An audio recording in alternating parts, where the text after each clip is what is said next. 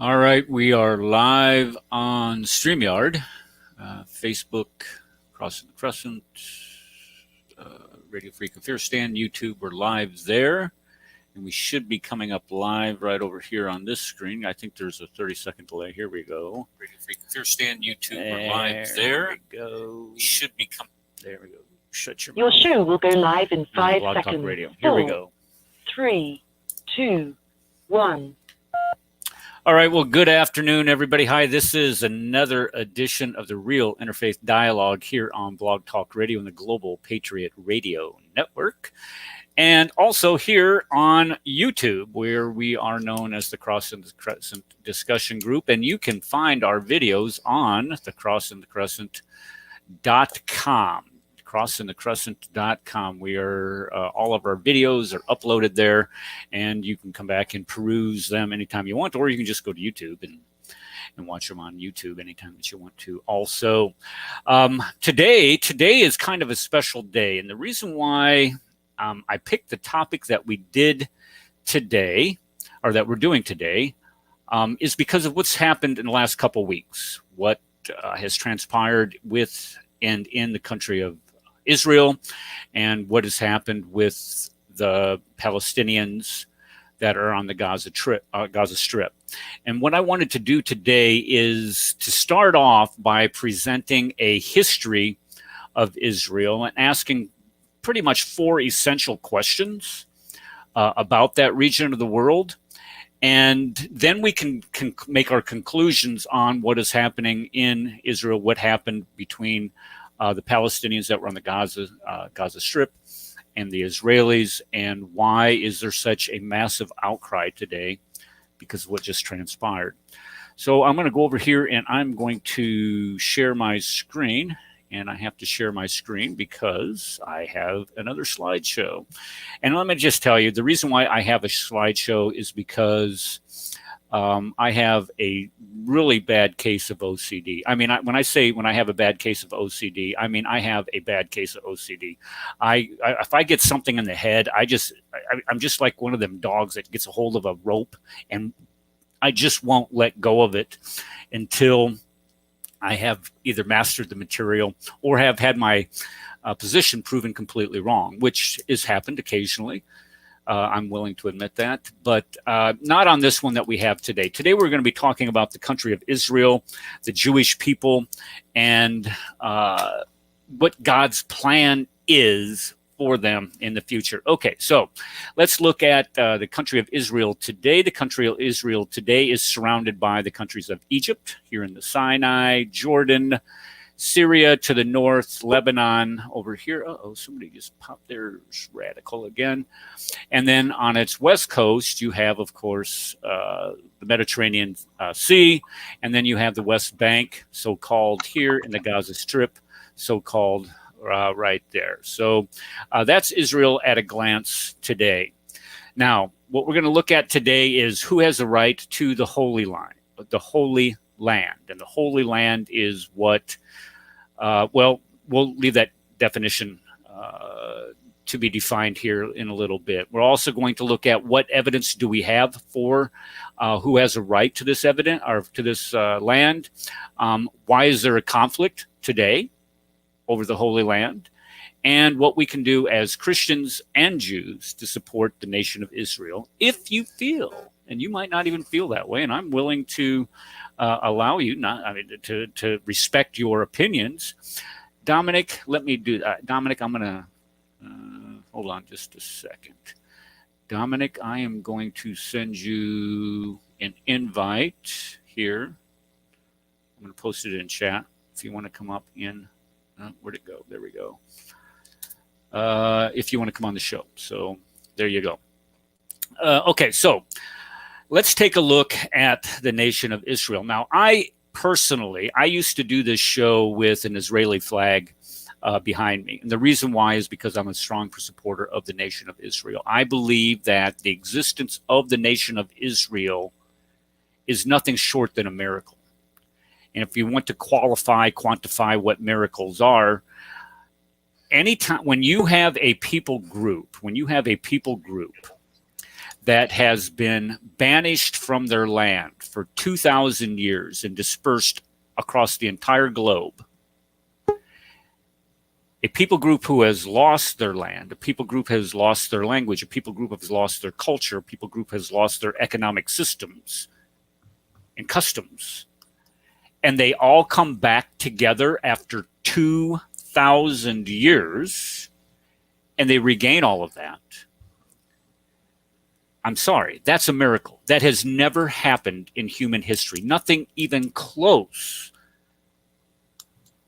to even making some type of correlation of that has ever happened. So this existence of this country is a miracle. Now, I am not an expert on Israel. I don't want to try to pass myself off as an expert on the country of Israel. I'm not, but I do know quite a bit about it. The Queen and I went there 2017. And we went on a tour, 2.5-week tour of the country of Israel, and it was just absolutely phenomenal. Really? I'm not going to try to minimize it. It's just one of those things you can't really put into words. When you get, you remember certain things in your life, the day that you got married, the moment that your children were born, your grandchildren were born, things of that nature. This you just cannot forget. You cannot forget the feeling of standing in the Sea of Galilee, or sitting on the Mount of Olives. This is where this picture was taken.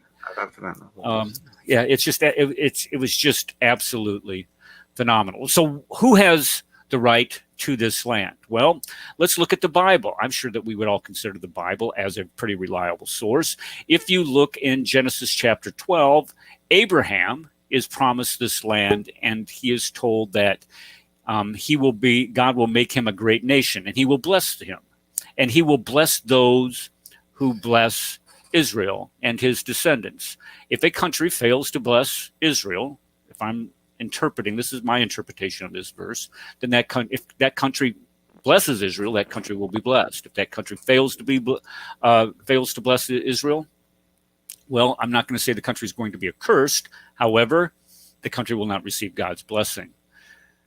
We also read in Genesis where God made a covenant. This is a covenant relationship where God made a covenant with Abraham. And in this covenant, God is the one who fulfilled it, not Abraham. God is the one that fulfilled it. So if you read Genesis chapter 15, 9 through 18, you will see where it says, "To your offspring I give this land." When you look further in chapter 22, and in verses 16 through 18, "And to your offspring shall possess the gate of his enemies, and your offspring shall all the nations of the earth be blessed, because you have obeyed my voice." And this is after he went to sacrifice his son Isaac. And then we also see this covenant being passed on to Isaac in chapter 26. Chapter 26, verse 4, "I will multiply your offspring in the stars of heaven," because Abraham obeyed. And then Jacob, his son, is also promised this land in chapter 46. So we can see that the covenant of God is passed from Abraham to Isaac to Jacob, not to Ishmael. Let's make sure that we're perfectly clear on that. Then you have also the Mosaic covenant being established in chapter 24 in verses 3 and 4 and 7. And then you see that God did, in fact, make a promise to Ishmael, but he did not pass his covenant to Ishmael. If you look here in verse 21, it says, "But I will establish my covenant with Isaac, whom Sarah shall bear to you at this time next year." So he's making his covenant with Abraham through Isaac, not through Ishmael. But if you read what God did, he made Ishmael a great nation. Now, I know Muslims like to trace their ancestry back through Ishmael. We've seen several people on here. I'm not sure if John has done it before, but I know Adam came on here one day and showed us how bizarre that claim is when you get down to the brass tacks of it. But this is in the Bible here, where he did decide or promise to make Ishmael a great nation. And then if you also look at the Quran also says that this land belongs to the Jewish people. It says, "O children of Israel, remember my favor within. I favored you and fulfill your part covenant." And then it goes on to say in chapter 5, it says, "Go into the Holy Land, which Allah hath ordained for you." Well, that's kind of hard to get away from when Allah says that that land has been ordained for the people of Israel and that the covenant was made with the children of Israel. So even in the Quran, it says that the people of Israel have a right to the Holy Land. The only claim that I have heard, and I may be wrong on this because I'm not a self-proclaimed wizard of smart, but the only claim that I have ever heard that where the Muslims have any claim to this land is through Muhammad's supposed night journey to the furthest mosque, the Al-Aqsa Mosque. The problem with that claim is that the Al-Aqsa Mosque was not built until the year 705. Muhammad died in the year 632. John on Tuesday, was that Tuesday night show, John, where John provided us an actual article where we looked up that there was an Al-Aqsa Mosque that was located within 20 miles of, that is located within 20 miles of Mecca, if I'm not mistaken on that. John would... It's some scholars say that Al-Aqsa Mosque is not that in Jerusalem.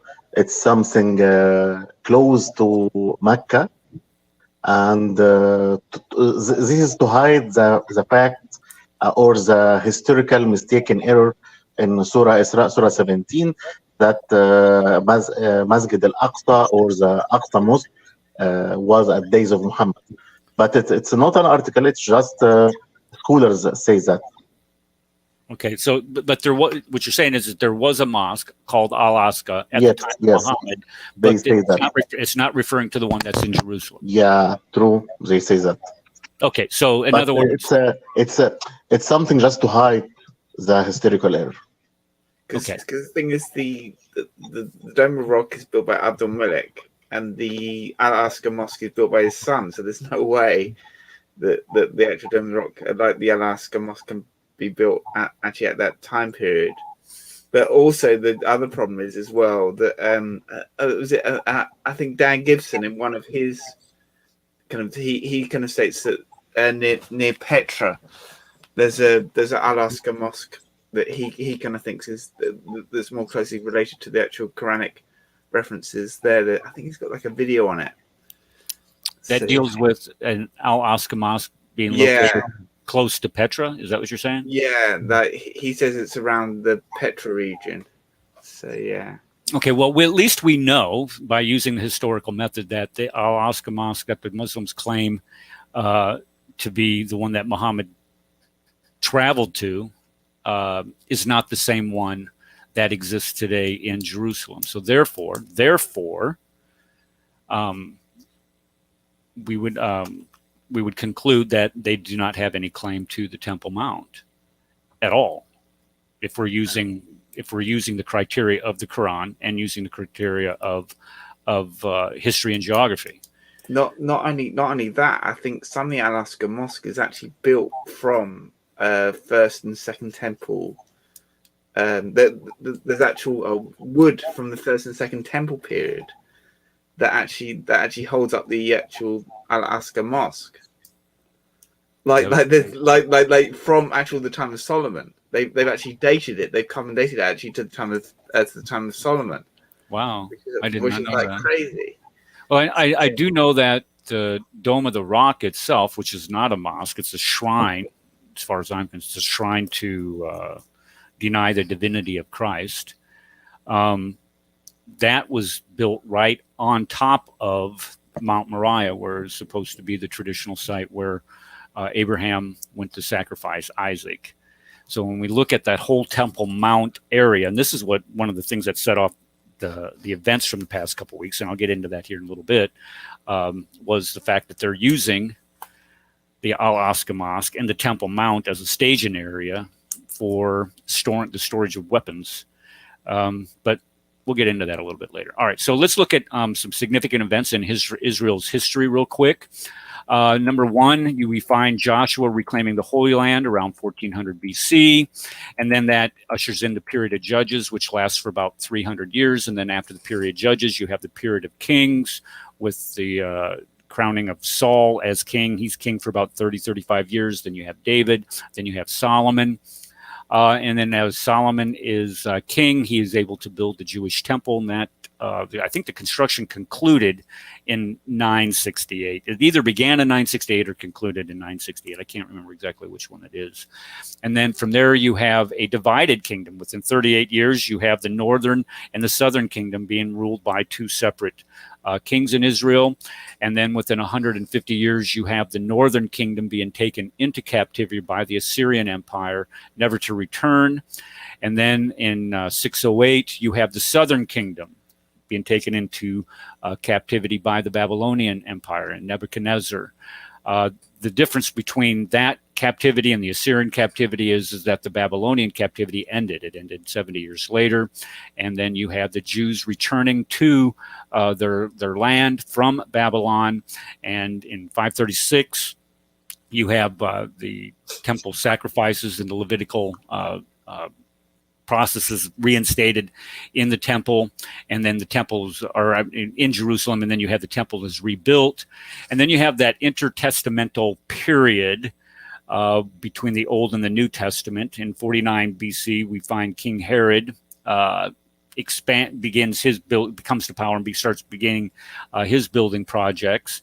And then 30 AD, of course, Christ is crucified. And then 40 years later, the Second Temple is destroyed by the Romans. And a lot of people believe that the reason why the Jews lost their temple, this is 40 years after they rejected the Messiah, and this is God's judgment on them.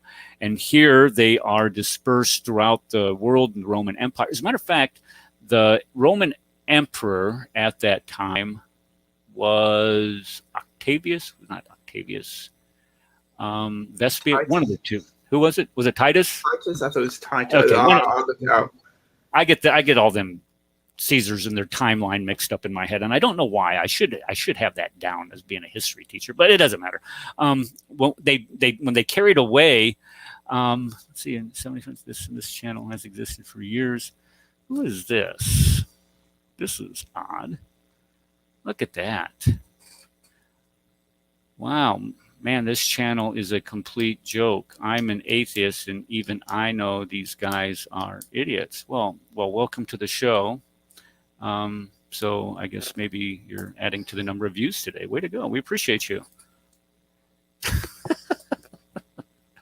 That's classic desperation there.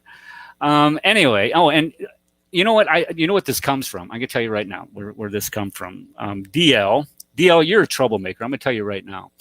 He sends me this message last night. DL, and you can come up on mic too if you wanna fess up to this. He sends me this message last night that Kenny Bomer was doing a show on something. So I click on it, and I'm listening to it, and of course I start nugging a couple things into chat. And Kenny, just as soon as he sees me in chat, he loses his mind. He starts attacking me on his show. So I don't care what he said about me. But within 3 minutes, I'm banned from the show. I get they ban me from the show. Well, so at least here we don't ban people from the show. Bomb droppers, whoever you are, Anyway, okay, so back to what we were discussing before. DL, were you going to fess up to that, or were you going to say anything about that? No, I fess up. Okay, you admit it. So what was his show? It doesn't really matter what his show was about, I guess, but was there something there that we were supposed to be watching? I went there and I started looking at it, and I started critiquing. The show was about 40 something hadith that correspond to the foundation of the pillars of their faith. But you happen to get on right when he was talking about the peaceful Islam. But oh, that's right. That's what it was about. Yeah, because he said something about them terrorists, and I'm like, note, the Imam doesn't tell you what a terror. a terrorist is. He goes, oh, that Eric Smith. And I'm like, good Lord, Kenny, come on, dude. He also said that he sent you and Chris the link, and you were just too scared to come into the show. He sent it where? Did he send it to my email? Or did he say how he sent it? The female on the show said that she had sent it like 5 times to you. Where? I don't know. Maybe she said she put it in the thread or whatever. I never saw it, so I just kept egging him on, saying, "Where's it at?" I haven't seen it either. And then he started deleting my comments. Didn't kick me out of the show, but was just deleting my comments. Yeah. He didn't send it to me email. I didn't get it on. I'm almost sure I didn't get it on my Facebook Messenger. Sometimes he sends me stuff on He Facebook. even made that comment. He says, What? maybe these rascals hit me up on my email. I don't have anything. It's really, I guess it's really a moot point. It doesn't matter. No, he was saber rattling. That's all. Trying to save face. Yeah. Anyway, water under the bridge. Okay, so let's go back to the diaspora of the Jews. And what I was saying about the fact that the Jews were dispersed and that when they were carried off to Rome, these are the ones that built the Colosseum. If you look at the Roman Colosseum, they used the slave labor of the Jews to build that magnificent building. It's still there today. If you want to go to Rome, anytime when we lived in my wife and my family, we lived in Naples for a number of years. I was part of a NATO unit down there. NATO is like the most dysfunctional organization in the world, and that only solidified it for me. But anyway, we were down there, and anytime somebody would come visit us, we'd go up to Rome, and that was one of the places that we would go. We'd always take them to the Colosseum because that's like one of the most prominent places or popular places in Rome to go. We also went to the catacombs. We also went to the Circus Maximus. We went to we went everywhere up there. Rome's a beautiful city. Okay, back to the diaspora of the Jews. All right, so the Jews are dispersed in 70 AD after a 3-year siege, and they do not return to the land until around 1917. In 326, you have the Church of the Holy Sepulchre built, and the Church of the Holy Sepulchre is this church built over the top of what they believe is there was Mount Cal. Eric. There was a second destruction in 132. Is it 132? Which was where Jerusalem was called El Capitana, and they named. They renamed, so there was more than one destruction. It was the actual Bar Kokhba, a revolt in 132, where they named that was the first naming of Palestine in 132 when they. You're talking about Bar Kokhba? Yes, yeah, when the Romans renamed. Right. They renamed the land Palestine. Yes, because of the Philistines. Palestine. Yeah, and they renamed the Jerusalem Aeola Kaplan. I can't say it. So yeah. Maybe I should put that in my timeline. I'm going to put that in my timeline. I'll make sure I write that down. 132 AD, you said? Yeah, 132 AD. All right, I'll update my timeline because of you, Dominic. Thank you, sir. Okay, so we have the Church of the Holy Sepulchre, which is built over Mount Calvary, and what is supposed to be the tomb of Christ. And then from there, you have the Dome of the Rock is built in 691. This is 60 years after the death of Muhammad. And then in 1917, you have the Ottoman Empire ends its rule. Why? Because they got their Botox beat in World War I. They sided with the wrong side, so they lose their. They were a crumbling empire by that time anyway. So it really isn't that it was a big surprise to anybody. And then you have the Balfour Declaration in 1917, which makes the proposition that the Jews should be allowed to return to their homeland. And then the British Mandate. The British Mandate is that allowance for Britain to rule that particular region, which includes Jordan, what they call the Transjordan, and what is Israel today. That was that lasted for 28 years. And here's just an excerpt of the Balfour Declaration, where it talks about Jewish Zionist aspirations. And when we think of Zionism, it's used like a pejorative or a dirty word today. You're just a Zionist. And all it was just the aspiration of the Jews to return to the land that was given to them by God, that they were removed from by the Roman empires. And this is just their desire to do it. So if we look at it, a definition of it, it is not just what we call a monolithic movement. This is an international movement of Jews wanting to return to the homeland.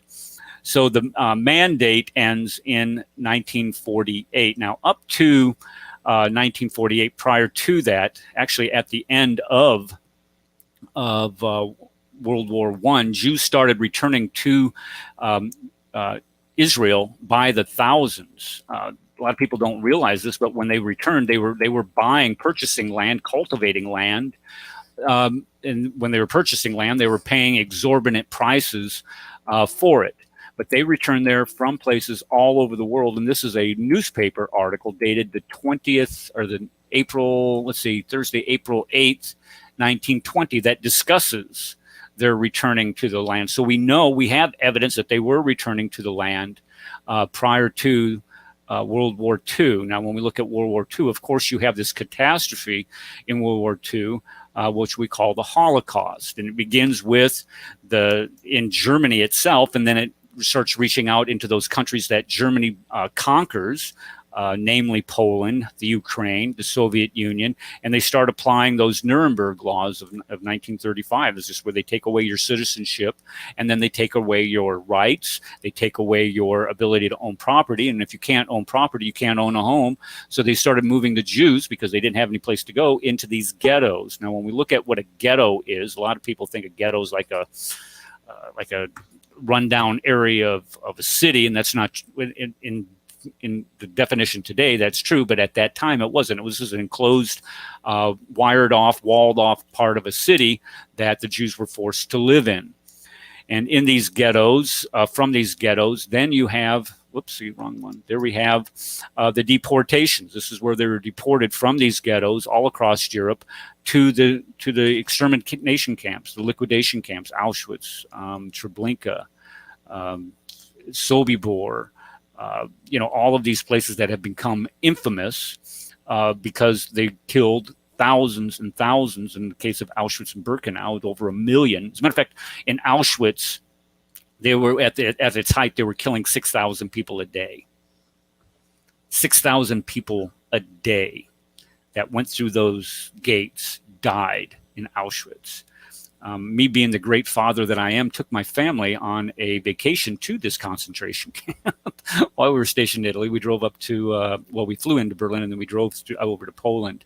And I've had the pleasure of being actually up in this tower here and being able to survey that. And if you go in the back where the crematoria were, the Germans, they blew all that stuff up. And it's just eerie being there. Let's just put it that way.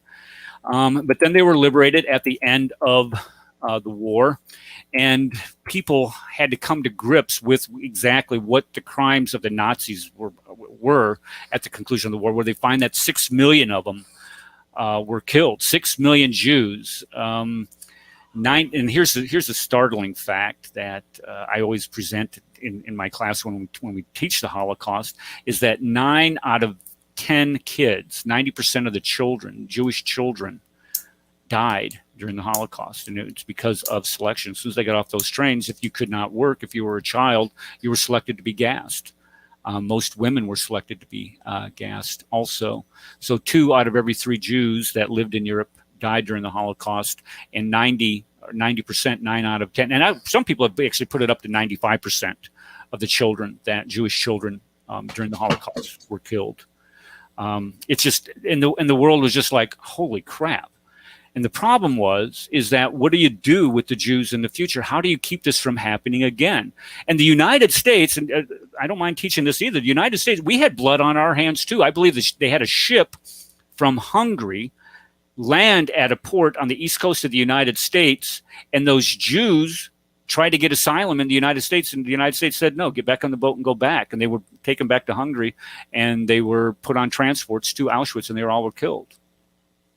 So the United States isn't guiltless or non-complicit in the Holocaust itself, too. We bear some responsibility for it, but the fact is that at the conclusion of this, the UN realized that these people had no place to go. They had no place to go despite the intense and immense persecution that they were suffering at the hands of the Nazis.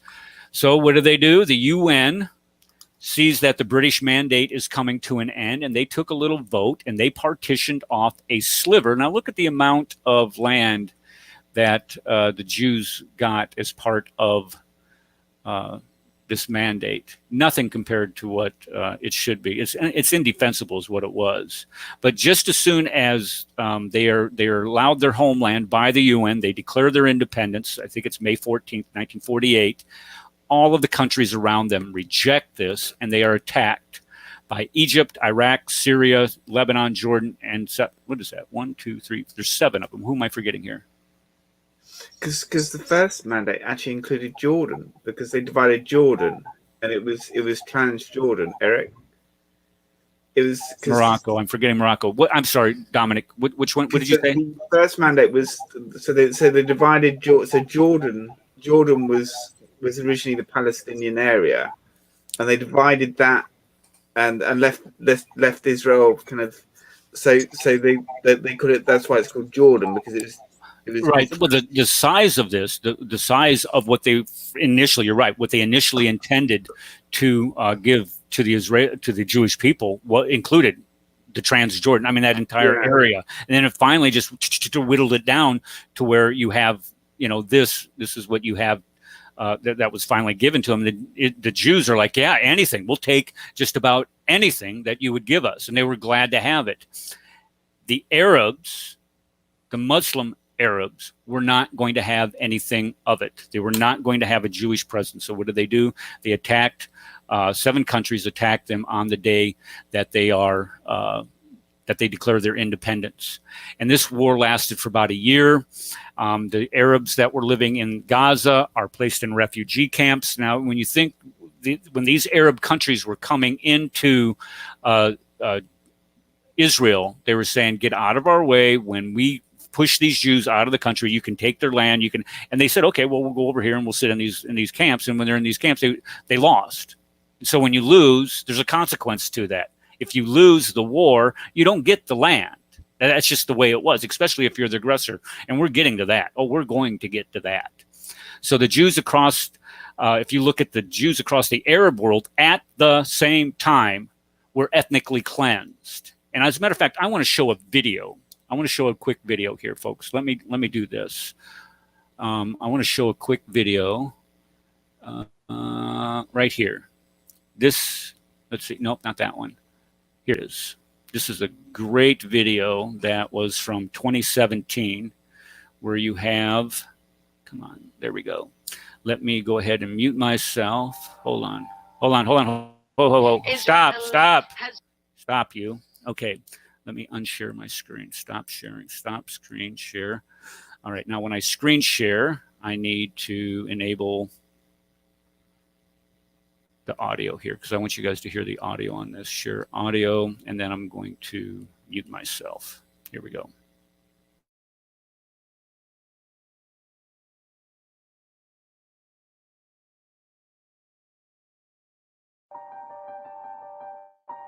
Israel has used the worst kinds of abuse, ethnic cleansing, and imposing a regime of apartheid. Israel continues to exercise apartheid in Palestine, which constitutes a crime against humanity, violence and terrorism that are being exercised against the Palestinian people. These violations include the building of apartheid walls to legitimize the theft of land and to Judaize Jerusalem. The separation wall is an example of the apartheid policy practiced by Israel. Israel's practices of discrimination as well as extremism. United Nations Watch have the floor. Mr. President, let me begin by putting the following on the record. Everything we just heard from the world's worst abusers of human rights, of women's rights, of freedom of religion, of the press, of assembly, of speech, is absolutely false and indeed Orwellian. Today's report does not consider Israelis to be deserving of human rights, consistent with the approach of this Council, where today's notorious agenda item against Israel completely ignores their human rights. Now, over the weekend, President Abbas announced he was giving his highest medal to Rima Khalaf, who resigned from the Economic Commission of Western Asia, a Beirut-based UN agency of 18 Arab states, after Secretary General Guterres rightly instructed her to remove an absurd report which accused Israel of, quote, apartheid. Mr. President, why is Mr. Abbas celebrating a report written by the notorious Richard Falk after his own Palestinian mission here tried in 2010 to remove Mr. Falk on the basis that he was, quote, a partisan of Hamas, as we know from WikiLeaks? The accusation against Israel is absurd. Israel's 1.5 million Arabs. The delegation of Palestine has the floor. More than one statement goes beyond the mandate of this sitting, using unacceptable terms about Ms. Rima Khalaf, and so we would like this to be stopped. We have noted some terms which are humiliating vis-à-vis the Council, and we call for the respect of our traditions within the Human Rights Council. Thank you. We would support the viewpoints that have already been expressed by the State of Palestine as well as Egypt. Now, the previous speaker can continue. Thank you, Mr. President. Israel's 1.5 million Arabs, whatever challenges they face, enjoy full rights to vote and to be elected in the Knesset. They work as doctors and lawyers. They serve on the Supreme Court. Now, I'd like to ask the members of that commission that commissioned that report, the Arab states from which we just heard, Egypt, Iraq, and the others, how many Jews live in your countries? How many Jews lived in Egypt, Iraq, Jordan, Kuwait, Lebanon, Libya, Morocco? Once upon a time, the Middle East was full of Jews. Algeria had 140,000 Jews. Algeria, where are your Jews? Egypt used to have 75,000 Jews. Where are your Jews? Syria, you had tens of thousands of Jews. Where are your Jews? Iraq, you had over 135,000 Jews. Where are your Jews? Mr. President, where is the real apartheid? Why is there a UN commission on the Middle East that does not include Israel? From the 1960s and the 70s, they refused to include Israel. Where is the apartheid, Mr. President? Mr. President, why are we meeting today on an agenda item singling out only one state, the Jewish state, for targeting? Where is the apartheid, Mr. President?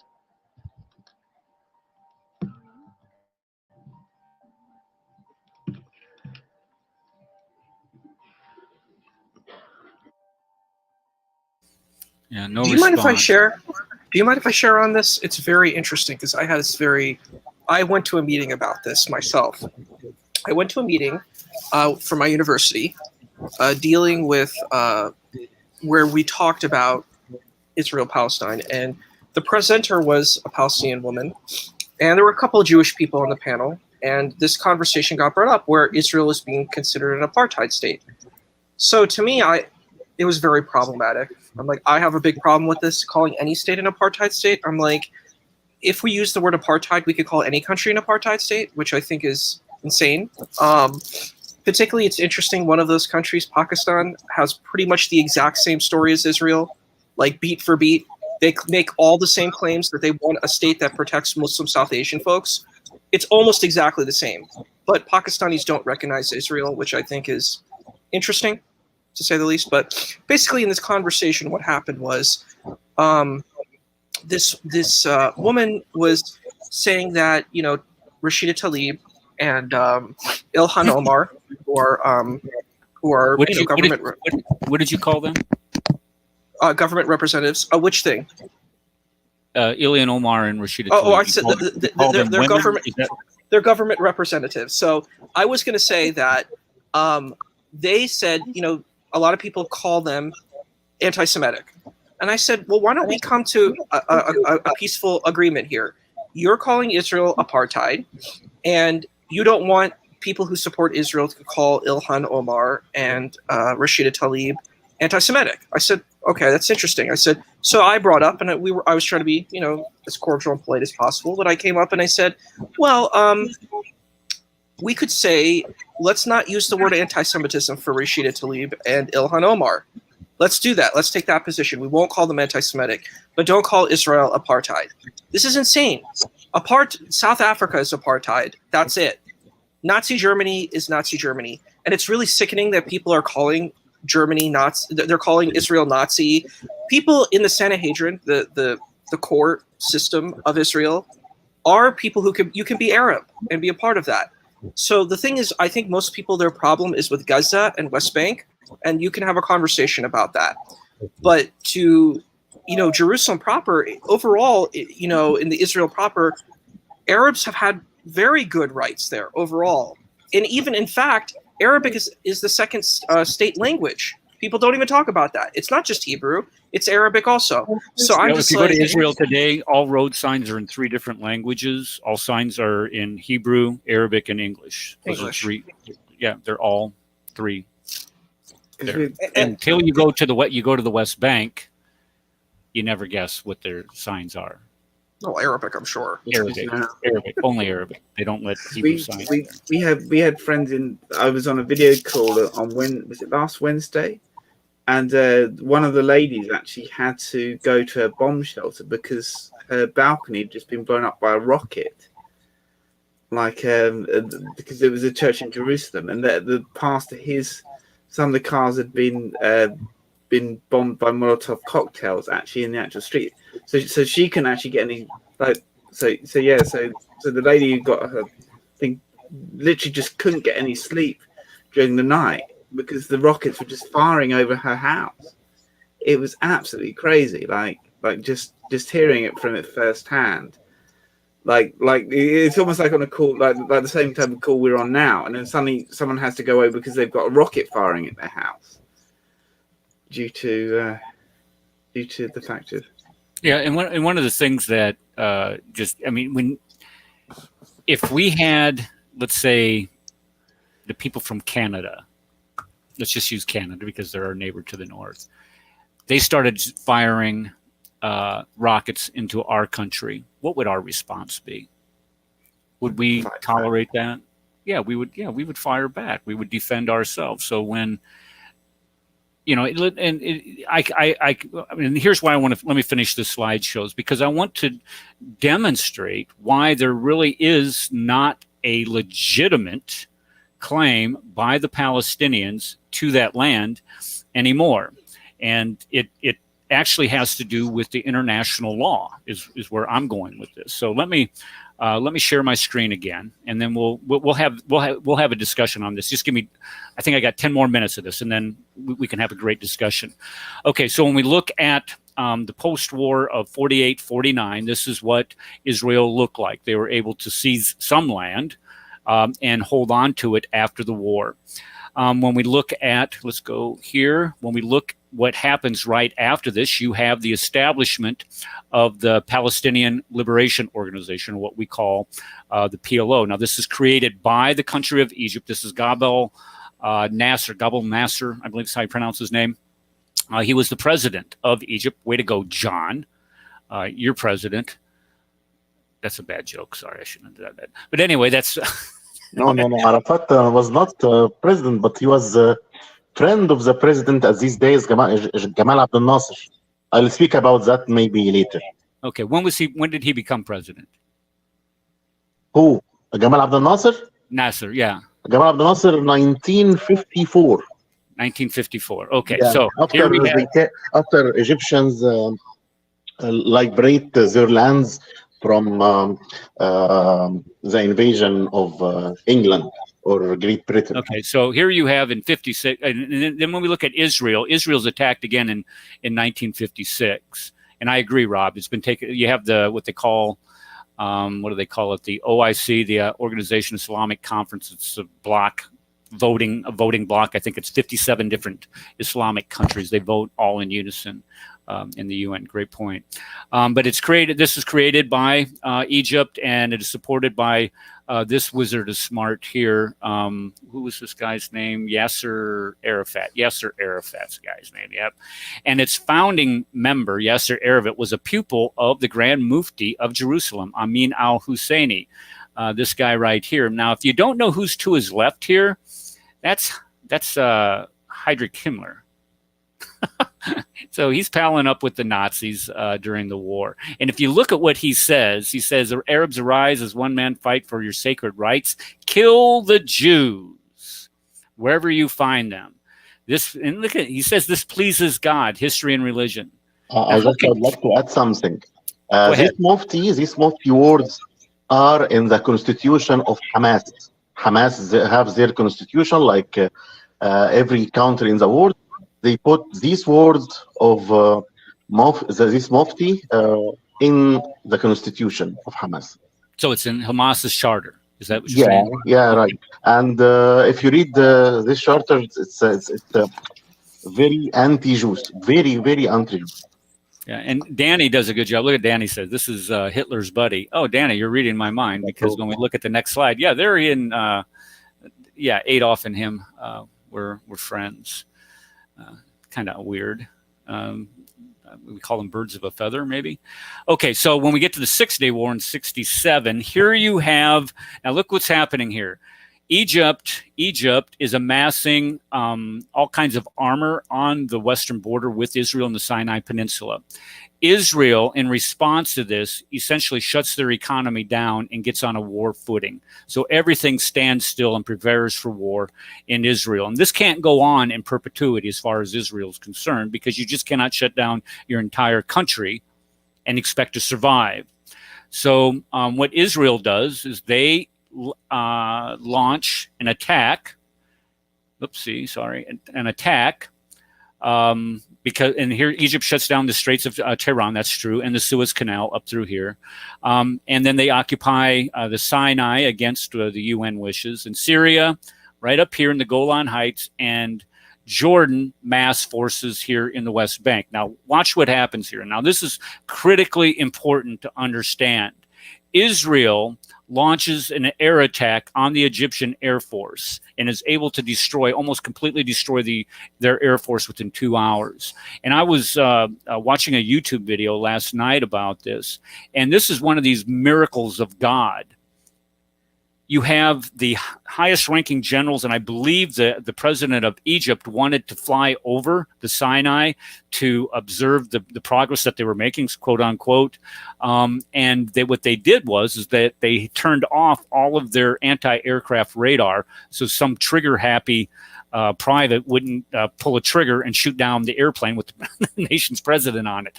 At the very same time, when they shut down that radar, that's exactly when the Israeli Air Force launched. So they came in there undetected, and they destroyed their aircraft and destroyed their runways. In the process, you had Syria attacking down from the Golan Heights.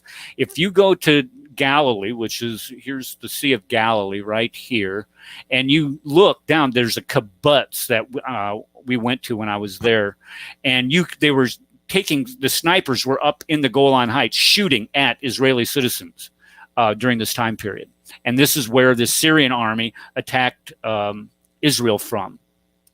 And then at the same time, you have Jordan taking possession of the West Bank and then launching an attack from there. And they repel all of those attacks and push those armies back into their countries, and that forces the Arabs to sign an armistice. And this is what Israel looked like prior to the 1967 war, and this is what it looks like after the war. Notice that they've taken possession of the Sinai Peninsula, they've taken possession of the Golan Heights, they've taken possession of East Jerusalem and the West Bank. They have possession of all this land. Now, this is what's so critically important to understand. I'm going to put my mug up here so people can see me when I tell you this.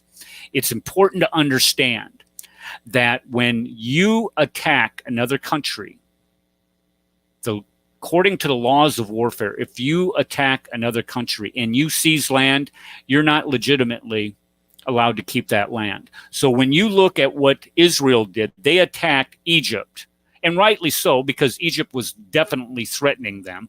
But it was Israel, according to laws of warfare, they were not going to be allowed to keep the Sinai Peninsula. So this is where you have the 1979 Camp David Accords, where they give the Sinai Peninsula back. However, when we look at the West Bank and Jordan attacking Israel from the West Bank, and Jordan loses the war, what right does the Jordan have to that land after the war? None. What right do the Palestinians have to that land after the war? None. Same thing with the Golan Heights in Syria. They're attacking Israel from the Golan Heights. What right did the Syria have to that after the war? None. They cannot make claim to the land that they attacked another nation from and then expect to get it back. And if I was Israel, is not giving it back either. This is why Israel continues today to keep that land.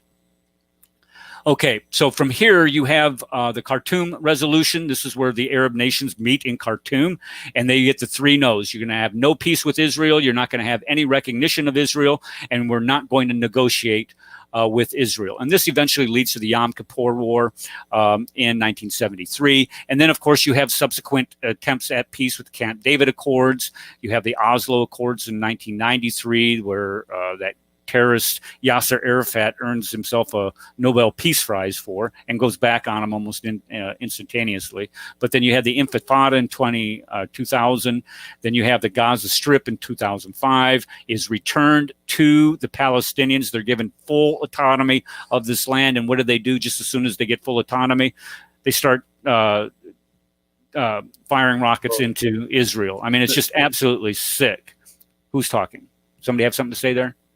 Something to add? I was just saying it's terrible that as soon as they got, like you said, they're firing rockets straight into the land. Yeah, just as soon as Israel removes its control of the Gaza Strip and gives control of them to the Palestinians, what do? They start shooting at them. I would like to add something. Camp David was made by Sadat, who is Egypt. In fact, the first Arabic country which make peace with Israel. Mm-hmm. About 4 years ago, made peace with them, and there is no fight or no attack from Israel against Egypt or the opposite.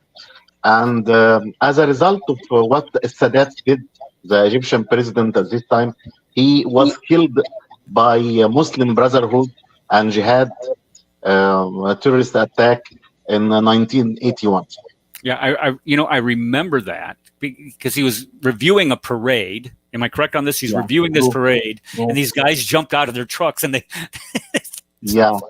start shooting up the reviewing stand. I'm just saying that because what government does, like peace with Israel and cooperation with Israel, is not going to the people. People have a lot of hate against anything related to Israel, anything related to Jews. They hate them too much till now. Yeah, and it's pure religious bigotry, if you ask me, is what it is. It's just this hatred based on somebody's religious preferences. Do you mind if I share? Do you mind if I share one thing? Yep, go ahead. Okay. I want to share about that UN video. It was pretty horrifying in a sense, where they all just ganged up and said Israel is the worst and most evil situation. None of these countries talk about their human rights violations in their own countries. They're not taking responsibility. They're just saying, look, how bad this country is. And I'm going to agree with John 100%. I think it's anti-Semitic. I think that they are attacking Israel because it's a Jewish country. How many Muslim countries are there? 20 plus Muslim countries? 57, according to the OIC. 27, you said? 57. 57, yeah. I was like 20 plus. So I was like 20 plus, you know. I always make a lower estimate, you know what I mean? But I know there's all the African countries, there's all the Middle Eastern countries, South Asian, all of that. So, and Indonesia. And there's just one Jewish country, right? In the Middle East. And I think it was just sad. You see that gentleman, he's all ganged up upon because he has a different approach. And they used the word apartheid there. And boy, it was traumatic to see that. Yeah, and here's I'll RN has a whoops, sorry, I sent the wrong thing. There we go. Actually, it's an ethnic hatred for the Jews. Most Jews are secular, nothing to do with religion. And I agree with that, unfortunately. And you know, this is, you know, something that you can trace through history that the Jews do. Somebody needs to mute. Let me see here. Is everybody? I think he actually came up for me because I had my earphones on, so I took my earphones out. And I think it's better. Yeah. Okay. And then look. Yeah. Okay. I think I just muted everybody. All right. And then Rob adds, there's only one Jewish state. What you were saying, you say in the entire world, and this is the only place that they have to go. Well, they want that destroyed too. So let's continue this. We're almost done, folks. Hold on. I'm going to get through this. I promise you. Okay. So when we start looking at what the UN does to Israel, if you go back to 1993 and look at the resolutions that were passed by the United Nations, here you have all kinds of condemnations of Israel from 1995 to 2013. You have the condemnation, Israel for the Gaza raid, Israel for raid on Syria, flagrant violation by Israel in its attack on Syria, calls on Israel to refrain from holding military parade in Jerusalem. Censures Israel for administrative acts to change the status of Jerusalem. Condemnation after condemnation after condemnation after condemnation after condemnation after condemnation. 76 resolutions have been passed in the UN from, 1993? What was the date on that? I forgot what the date was. Sorry. Let me go back here. What was the date? From 1993 to 2013. 76 against one country. And if you look here, you have one resolution, 1435, passed against the Palestinian Authority to meet express commitment to ensure that those responsible for terrorist acts are brought to justice. So how many other resolutions do you think that we've had from the UN? Hold on here. Let's count. What? No, this is the only one. One resolution against the Palestinian Authority. One. You got 76 against Jerusalem. So when we look at just resolutions in 2018 alone, you got 21 against Israel. You have one against Iran. Really? One of the biggest state sponsors of terror in the world, you have one resolution against. North Korea, a country that completely dominates and subjugates its people like slaves. Russia, Putin only gets one condemnation. The United States, look, we even got one condemnation. I don't even know what that. I think that was because we elected Donald Trump president. I think that's why we got that. I'm not even actually sure why we got that one, to be honest with you. Hamas, despite the rocket attacks, did they get a condemnation? Nope. China and their human rights abuses, do they get a condemnation? Nope. How about Turkey and Erdogan and trying to reestablish the caliphate there and persecute all the religious minorities in his country? Nope, not one there either. How about Iraq and ISIS? Nope, not one there either. Venezuela and Hugo Chavez land? No condemnations. 21 against Israel.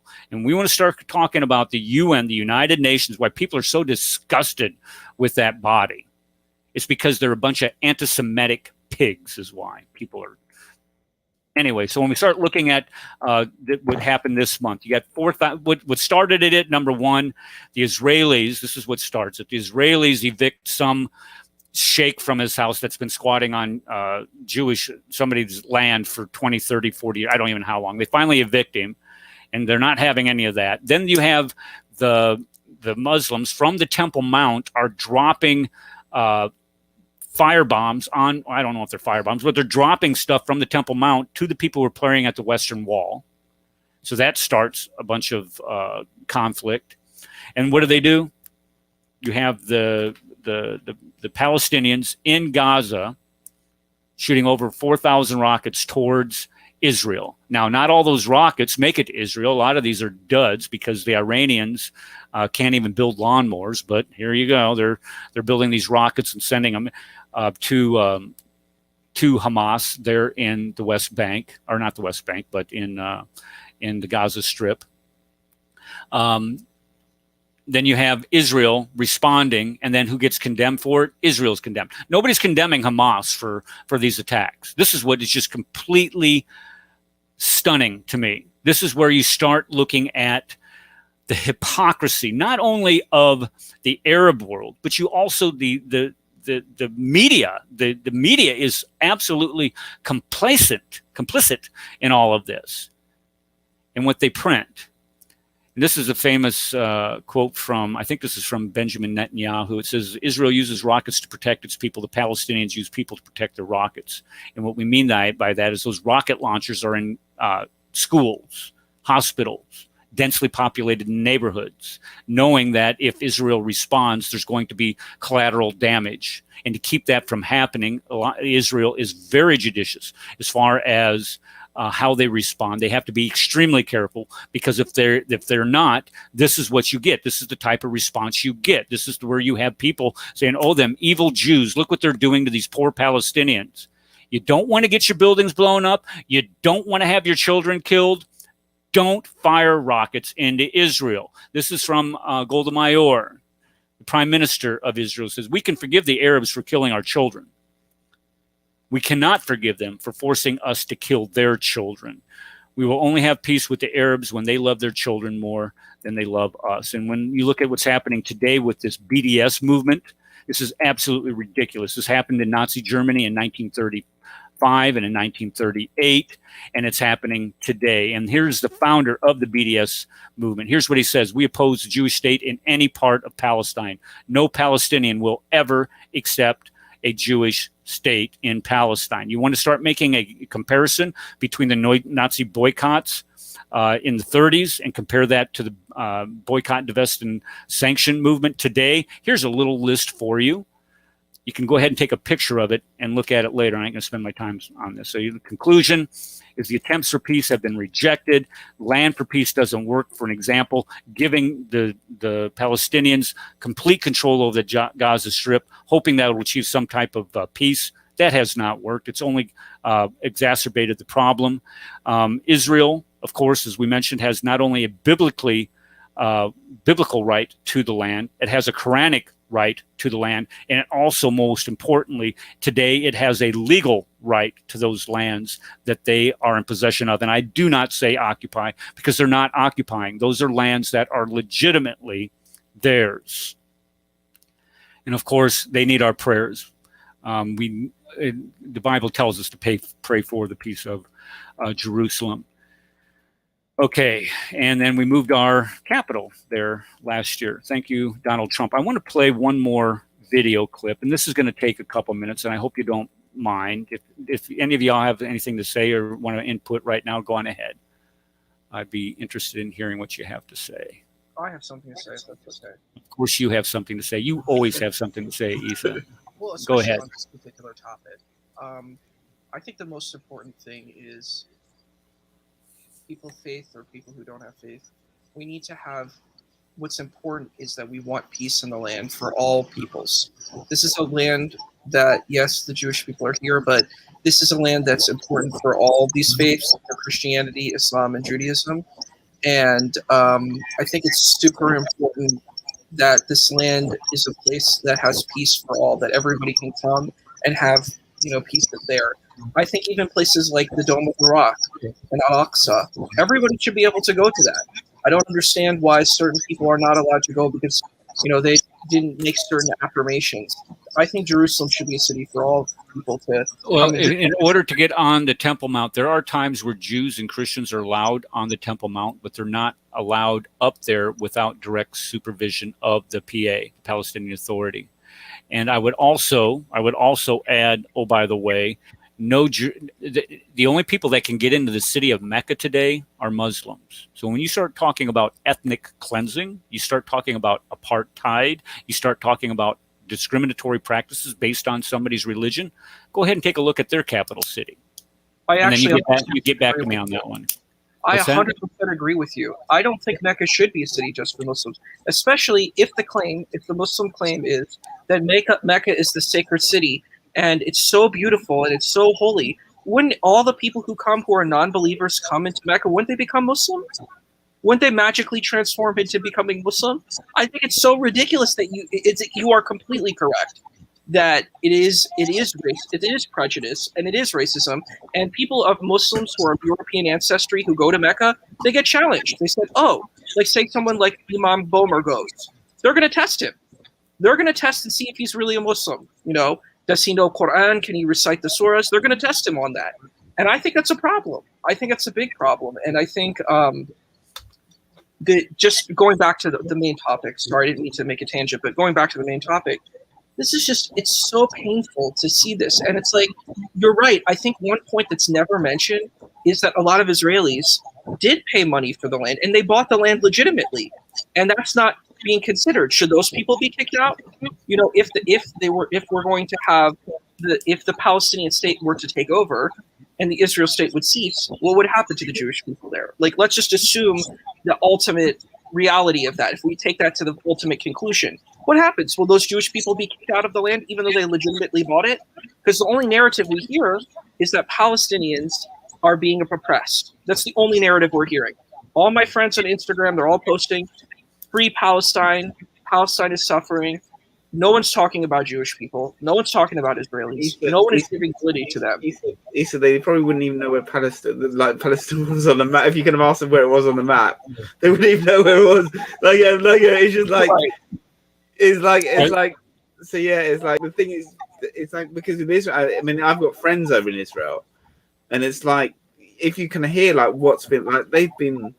So they were literally just going through the streets like with guns, just at like crazy hours in the morning, just firing them because because they thought they won with this situation. It's just like, and the thing is, it's like you want their safety, you want them to be safe on the streets out there. That they've got my friend, he's got 2 children out in. He lives in Jerusalem, and it's like. He was worried for the safety of his children, like literally just when he was walking out on the streets in Jerusalem. So it's like you kind of think, okay, when it comes practically down to it's like most people haven't a clue what they're going to talk about when they're going to let's support BDS, but they don't have a clue, like because it's the whole other Israel, like the whole like people in Israel isn't even broadcast. Like with the BBC over here, they wouldn't even mention it. It's like not even on their radar. You know, one thing that Issa brought up reminded me of a quote when he starts talking about it, and this is I'm not exactly sure who said this, but it basically goes on the lines. It says if all of the Arab countries that surround Israel would put down their guns, there would be peace. However, if the Jews put down their guns, there would be no more Israel. And that is so pathetically true. There is no aggression of Israel towards its neighbors unless those neighbors are acting aggressively towards Israel. For an example, you look at the Iranians saying that, well, just as soon as we get a nuclear warhead, we're going to nuke Israel. Okay, so what do you expect Israel to do? Just sit there and twiddle their thumbs, wait on, come on, Iran, hurry it up, get your nuclear war. No, they're going to do everything that they possibly can to prevent Iran from getting a nuclear warhead. And we've just seen here recently some of the things that they're capable of doing. Okay, and there's one thing that was brought up is how do the Palestinians feel about Israel? Because I've been watching a lot of videos about this week that deal with the thoughts of the Israelis, and when people go into Israel and they interview your everyday run-of-the-mill Jew on the street, and they ask him, well, what do you need to do with this issue with the Palestinians? And the overwhelming majority of them are saying, well, there has to be some type of peace deal that needs to be reached with these, some type of agreement. We need to talk about this and we need to discuss this and come to some type of resolution. Well, the same question was posed to Palestinians, and this is the video that I want you to watch here. And I'm just going to do a couple of them. I'm not going to play this too terribly long. It's 15 minutes long, and we're not going to do all of them. So watch what is your solution to the conflict.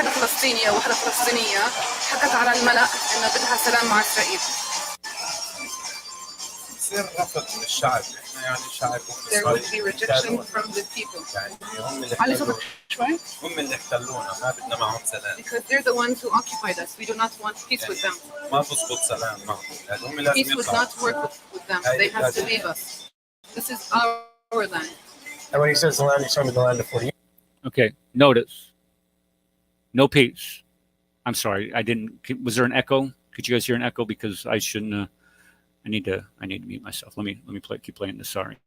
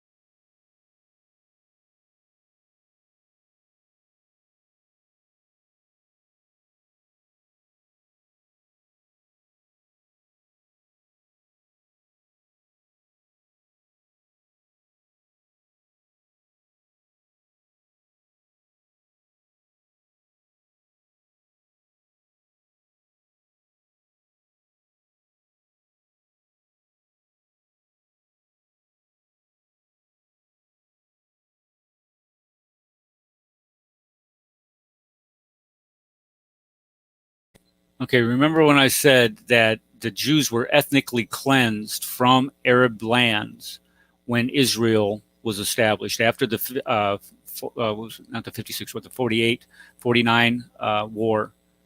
Those Jews were, as a matter of fact, when my wife and I were in Israel, we stayed with a Jewish family, and the parents. Let's see, we stayed with the family. The parents of that family were from Morocco. They were expelled from Morocco. So when you had all of these Jews arriving in Jerusalem, they had nothing. There was nothing there for them. There was no food. There were no jobs. There was no industry. And so when they started forming these kibbutzes, these little communist, if lack of a better word, what do we call that? These villages where they would take care of themselves. Everything would be distributed equally within their villages. Well, this was necessary for them to survive. And this wasn't. These kibbutzes were not ended until I believe the mid 1970s or so. But they had nothing when they arrived there. And so when we start talking about, do the Jews have a right to that land, what is the solution? And you say, well, we're going to remove them. You've already removed them from the countries that they came from. And then this lady, quote unquote, is too doggone stupid to understand that they were ethnically cleansed from those lands. It wasn't all of the Jews coming from Europe. Yes, there were thousands of Jews coming from Europe because they had just survived the Holocaust. And when you look at some of those pictures of them, people trying to get off of those boats prior to the end of the British Mandate, it's just like this abject look of animals trying to get out of a cage. And they were kept from getting into Israel because of the policies of the British at that time. So to say, well, we could send them back to Europe. Oh, you're going to send Holocaust survivors back to Europe. Boy, you're a real nice lady. I'm not okay. Let me. I'm not going to play anymore. This is just too disgusting. It's too disgusting for me. I'm sorry, guys. I'm not going to play this. You've got all the archaeology relating to. I mean, you've got so much archaeology in Israel that relates to like you've got stuff like the Tel Dan inscriptions. You've got there's so much kind of Hebrew inscriptions that related to it's like You've got stuff like like the Dead Sea Scrolls, like the Isaiah inscription or the Hezekiah inscription. So you've got so much stuff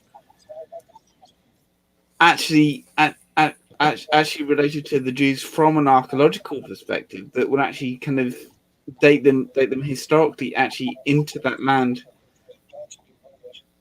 So yeah, and you're absolutely right. Yeah, there's all kinds of archaeological discoveries that pop up all the time that clearly demonstrate that the Jews have a right to that land. I'm going to end that because looks like I'm lagging here on my video. Okay, maybe not now. Go ahead, Lisa. I think it's just, the point is, let's say there was no historical evidence and there was no religious evidence. I'm going to take a humanitarian argument on this, just on a simplistic humanitarian argument. The Jewish people are there now.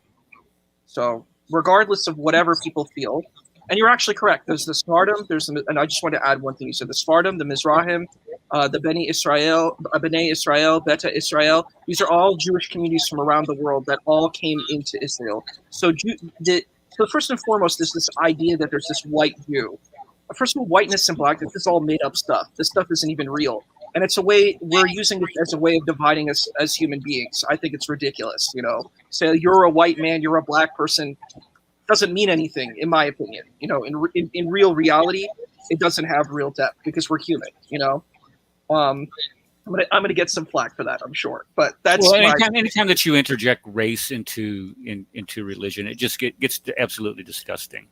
I watched a video this morning of somebody that is supposed to be the new Black Lives Matter. He was saying that it was Ethiopians are the real Jews, and that's what the Jews are supposed to look like. They're supposed to look like Ethiopians. So now, what the heck is your problem? I mean, there is a huge Jewish community, or there was a huge Jewish community in Ethiopia, but not all of the Jews were African. I mean, this is where you start getting these race baiters and these peddlers of hate, some type of legitimacy. And I totally agree. Go ahead. No, it's no problem. I totally agree with you.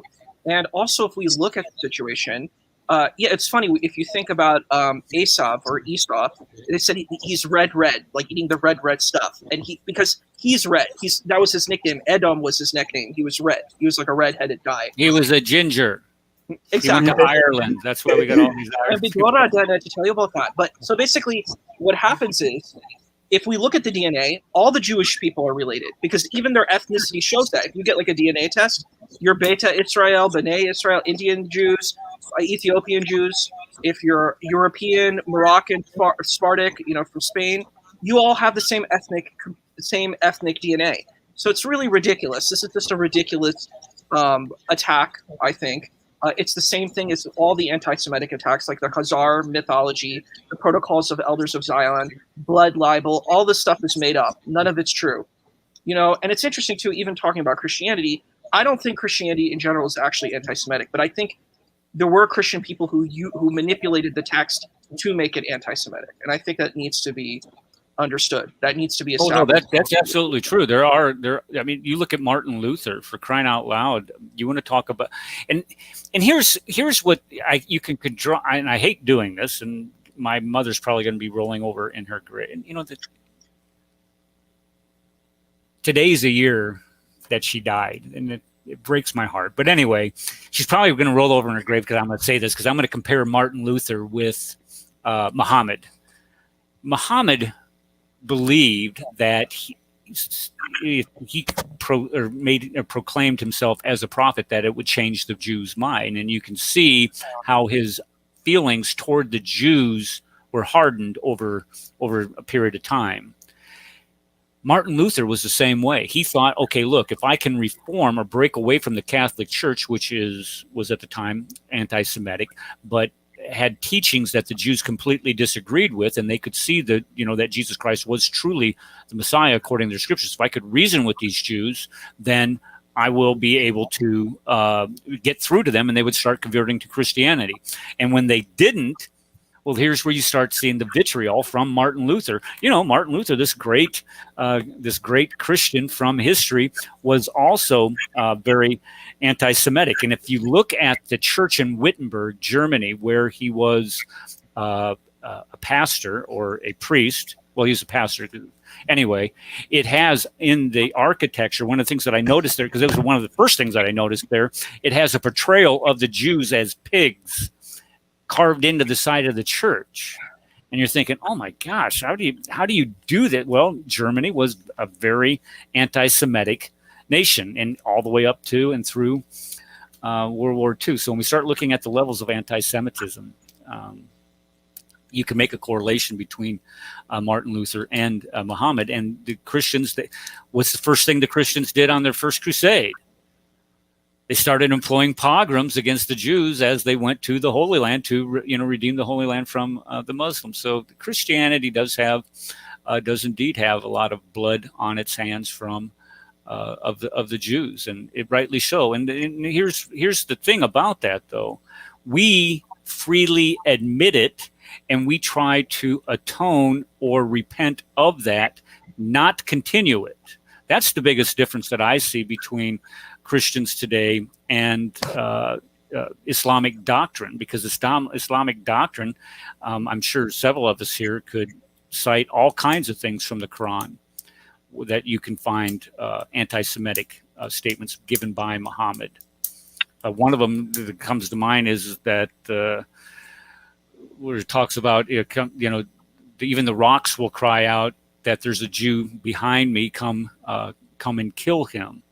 Now, where do you get that kind of idea where you're going to kill all the Jews on the planet? Well, you get that from anti-Semitism. Okay, I'm sorry for cutting you off, Issa. Go ahead. No, it's totally fine. I think, we're having a conversation, so I think it's important that you share what you feel. I'm just kind of really horrified by what's been going on nowadays, because I've seen a lot of people who are pro-Israel. The argument of pro-Israel is like, we want everyone to have love and compassion. Even Palestinians, they said we want Palestinians to have love. We want Jews to have love. We want everyone to have peace. And then I see the messages, and it's like hate. It's hate against love. And I'm like, it's horrifying to me. I'm like, I see people posting on social media, and they're like, if you don't go along on the hate bandwagon, you're a bad person. You're saying I want peace for all the lives there. And they're like, that's bad. That's a bad thing. And I'm just like, well, how does that work out? How does that work out in your little brain, right? I'm like, you're saying, well, the Israelis are evil imperialists. And I'm like, okay, you want me to go to any other country? And I'm like, particularly Muslim people who are making this outcry, I'm kind of shocked by them. I'm like, how do Egyptians treat Christians? It's really bad. That's why you have someone like Father Boutros, who's very vitriolic rhetoric, because it's bad for Egyptian Christians. It's not good to be, like if you're a born Egyptian Christian, or if you're someone who embraced Christianity, it's very bad to be Christian or atheist. Like even here in America, and I would say definitely in the United Kingdom too, you could be atheist and that's fine. And let's say you're a believer.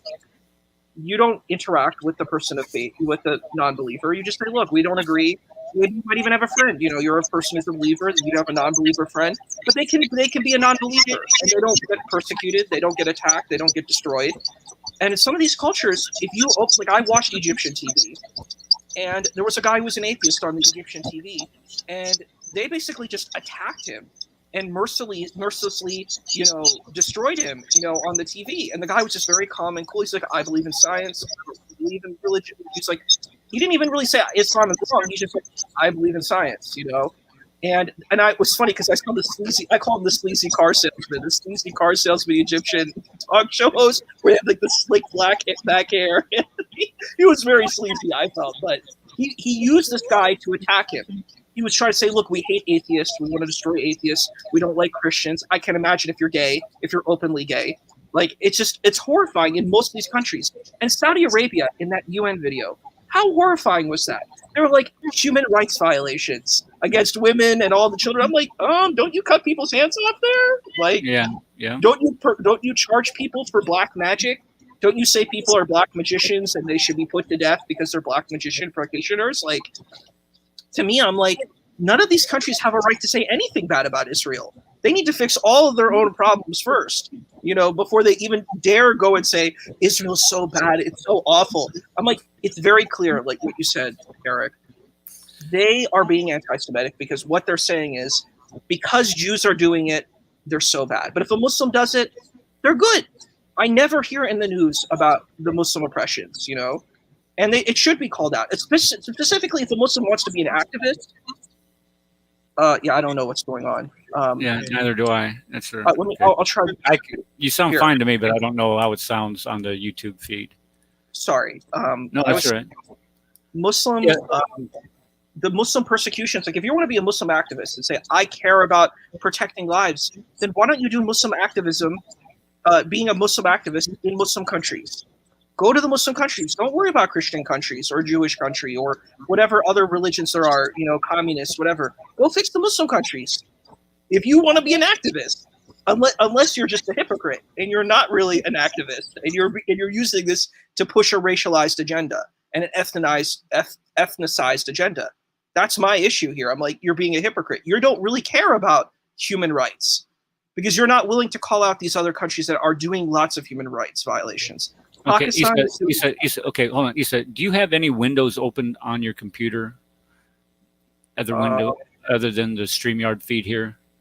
I have a few. I can close them. Okay, try closing those, and that might fix it because they said you have double sound, and it's. Here's somebody knows. Says it's horrible sound. Let's see. Can you hear me now? I don't know. Let me see. Let's see. Can you tag me? I don't know. Anyway, what I was going to say. Let me see. Let me gather my thoughts here. When you start looking at the hypocrisy, and this is one of the things that I noticed about that video when you look at it in the UN there, it's the abject hypocrisy that is exercised by these countries. They'll sit there and point the finger at Israel,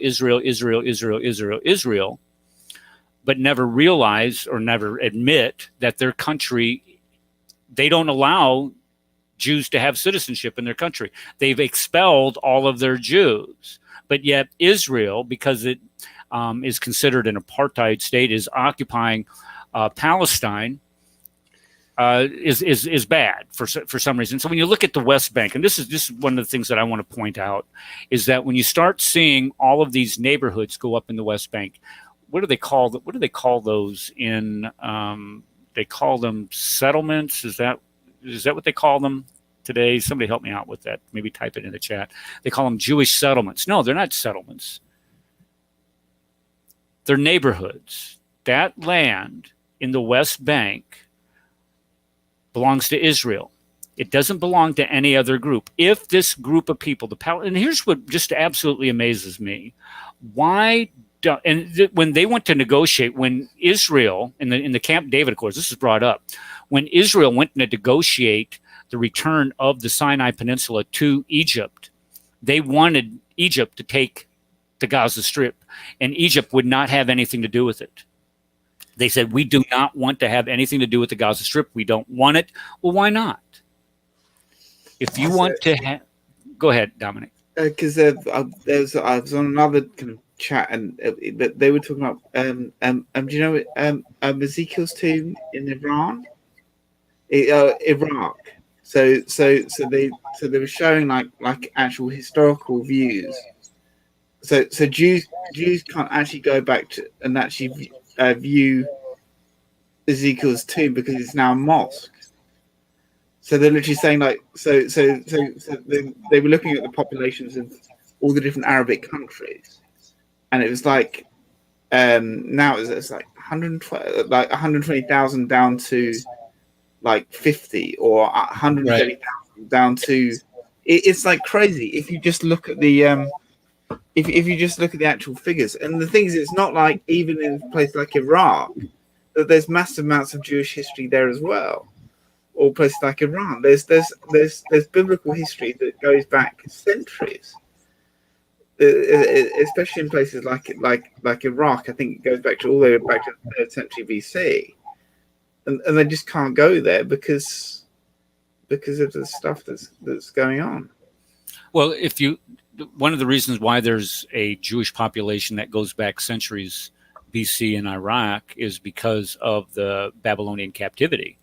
Yeah. Many of those Jews never left Babylon and didn't return to Jerusalem or Israel after who was that? Darius? I can't remember who it was at the time, but granted, Nebuchadnezzar. Yeah. Well, Nebuchadnezzar is the one that took him into captivity, but I was trying to think who what's that? It was Belshazzar, the Persian. So first there was the Nebuchadnezzar kidnaps the Israelites and brings them into Babylon, and then the Persian Empire takes over, right? Yeah. Right. Yeah, and this is what I'm trying to think of. Was it Darius or one of the two? Who was the one that allowed them to go back into the? It was Cyrus. This is what I actually found out recently. So Darius was Cyrus's father. So Darius. So yeah. So this is what I found out recently. So Darius took over Babylon while Cyrus went back to Susa, the actual capital. Okay. So yeah. Okay, and then the thing that I was just pointing out is that you've always had this Jewish presence in Persia because of the Babylonian captivity. Yeah. They did not. There's a large population of first, second generation of Jews that were born in Babylon that didn't have any allegiance to Jerusalem, didn't have any allegiance to Israel, so they never. Cyrus. There we go. Thank you, Dragon. It is Cyrus. Okay, and there was another point that I was going to make on this was the fact that ethnically cleansed. Yes, you were touching on that, Dominic. Is that they were in fact kicked out of those countries after Israel was established as a nation, and told, okay, you have your nation, get out of ours, and all of that property. And here's what I would just love to see. You say, okay, are you actually demanding the right of return here? Are you going to allow these Jews or their descendants to return to your countries? And if you are you going to return all of that property that is supposed to belong to them? You'll never see an Arab country admitting that or even entertaining that fact. But yet this same demand is placed on Israel. You have to allow these people to go back to their land. No, you don't. But the ironic thing is that they've done that. I mean, so Transjordan, so the area of Jordan. If you read the original Balfour Declaration, Jordan originally belonged to the Arabs, kind of there. So they did that. Then they gave over they still were attacking Israel. Then in the was it 1948? They kind of gave it like the West Bank area, and then they were attacking that. Then 2005 Gaza. So they've given them land and they just rename it something else, and just still start just attack them. Actually afterwards. No, he's right there. So yeah. When I was, I think it was Steve, our friend Steve Mash, and he had a YouTube live stream this week where he was talking about how the the Christians in Palestinian-controlled territories are not given fundamental rights. They are still persecuted as a religious minority by the Palestinians. So if you're going to sit there and say, okay, well, this Palestinian state is so great, then why are we looking the other way when Christians in Palestine, in the Gaza Strip, are persecuted? If you look at the Gaza Strip itself, it's like two different worlds there in the Gaza Strip. You have the haves and the have-nots. There are places there that it's just absolute oasis of economic activity and prosperity. And then you have some places that just truly stink. And when you look at the disparity there, all the money that's been poured into that place, for crying out loud, they should have no reason at all to attack Israel and make claims for autonomy. Go ahead. Wasn't a Christian bookshop? There was a Christian bookshop that was blown up in the Gaza region. That there was like they still attack Christians in that area. It's worse. Well, ask Steve Mashney. He was trying to be a missionary there, and they were shooting at him for crying out loud. He can tell you firsthand what happens to Christians in the Gaza Strip for crying out loud. My holes are appearing in my car. Well, why are the holes appearing in your car? There's not because the laws of physics are violated for some reason. There are people that are shooting at you. Why? I mean, that guy's crazy. I mean, why would you put your anyway? I love Steve. Don't get me wrong. That's just nuts to go in there and try to proselytize those people. If you think your religion is so good, you think Islam is so good, then why are you afraid of missionaries? Do you think that they're going to take away from your Islam? Like, don't you think your Islam is so strong and good that it will protect against Christianity? I don't know. I mean, I think that seems to be pretty bizarre also, you know. Your thing is the truth of all truth. It's the truth beyond truth, light upon light. If that's the truth, I don't know. Like, that to me seems to be pretty surprising, that you're so afraid of a person who's a Christian and evangelizing. The thing is with Christianity, I think we've had so much people attack us. It's like you kind of get used to it. You're kind of used to kind of defending the Christian faith. I'm looking at this comment by Nim Grace here in chat. Instead of supporting Jewish causes in the state of Israel, why don't the evangelicals support Christians in Israel and the occupied territories?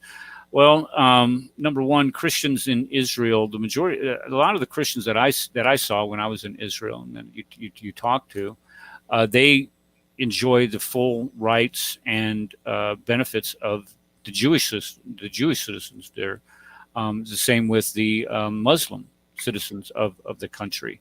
So it really isn't supporting one monolithic group in Israel itself. It's supporting, if you provide support to the country itself, what you're doing is you're providing a country that recognizes individual liberties and individual rights, vis-a-vis what they do in the Gaza Strip and on the West Bank, where they do not recognize individual liberties, individual rights. And all these acts of violence that are perpetrated on Jews. I mean, if you were a Jew, let me ask you a question. You guys a question. If you're a Jew, are you ever going to think about hopping in your little Jew-mobile and crossing into the Gaza Strip just for a Sunday afternoon stroll? No, not really. Why? What do you mean no? Why, Dominic? Are you a hater of some type? No. There's a group that I know that actually takes that they actually take hospital babies, like they take the medical missionaries in the Gaza Strip. So they actually take Gaza babies and then kind of help them medically back in Jerusalem. That's what I'm talking about. A stroll was that they actually help. They actually go to and do actual kind of missions in that way. I can't remember what the mission's called. But okay, yeah. Was it like Doctors Without Borders or something? Yeah, like that? Yeah. Okay. I think. Yeah. Sorry. No. What I was going to say is that anytime that there's a medical problem, when you have somebody has a serious physical ailment in the Gaza Strip, you don't see them shipping them off to Cairo. Where do they take them? They take them to Tel Aviv to get the best health care that you can. Nim also, let me point this out, and I don't mind having this conversation at all. She says, I've been to Israel and lived there for an extended period. The Christians get it from both the Jews and the Palestinians. Well, I know that in the West Bank, for an example, Bethlehem. When we were over there, we were not allowed to go to Bethlehem because they were having some type of episode, let's just put it that way, in Bethlehem, and they would not allow us to go visit that city. Well, there you used to have a huge Christian population in Bethlehem, and it's not there anymore. Well, why is that? Well, it's because they've been persecuted by the Palestinians. Whereas if you look at the Christians, I don't see the Christians leaving Israel.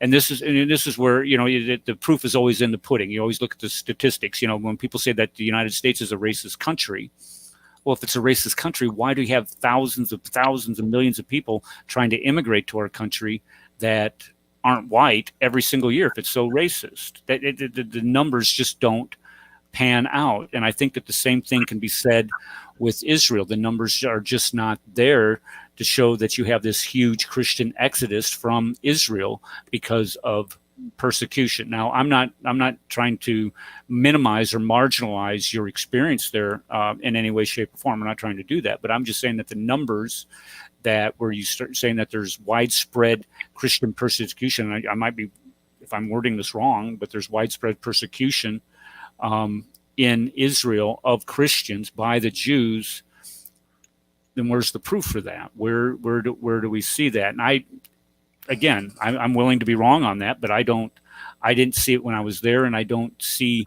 it now. And especially with the amount of support that evangelical Christians like myself provide for the nation of Israel. The Jews cannot even go to Bethlehem. Exactly, Aaron. The Jews can't even go to Bethlehem. But the thing that the point that I'm trying to get back to here is when you start saying that the Christians in Israel are persecuted, you would have to have some type of proof for that, and I just did not see that while I was there. As a matter of fact, when we look at the evangelicals like myself, the reason why I support Israel is because, as I explained at the beginning of the show, and you might not have been here for it, I believe that the existence of Israel, because God has made a covenant with the people of Israel, God doesn't break his covenants with man. Man breaks his covenants with God, but God doesn't break his covenants with a people group. So when he promises the descendants of Abraham that they will be blessed if people would bless Abraham, I believe that, and I believe it's incumbent upon me as a Christian to continue to bless and pray for the people that are Jews there. But as I was saying at the beginning of the show, the sheer existence, just the mere existence of Israel as a nation today is an absolute miracle. You do not get a people group that have been removed from their land, ethnically cleansed from their land for 2,000 years, dispersed and scattered throughout all the world.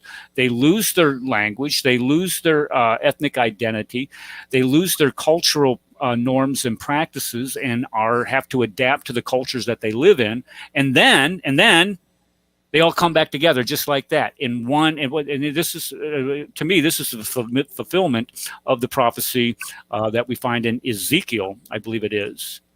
And when we look at that, this is an absolute miracle of God bringing these people, his people, the Jewish people, back in the land. So I think it is necessary for me, because I'm seeing something that, and when I use the word miracle, I don't use that lightly. I don't use that flippantly. I'm using that as a serious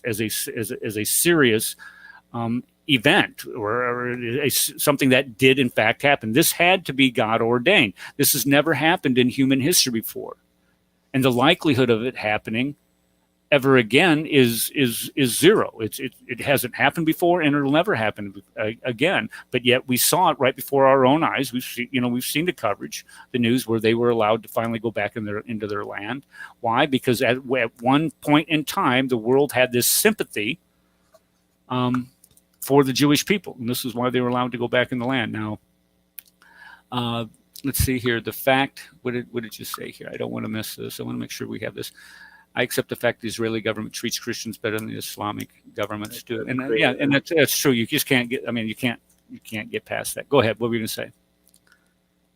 No, because with my friends, because I'm in contact with the church out in Israel on a weekly basis.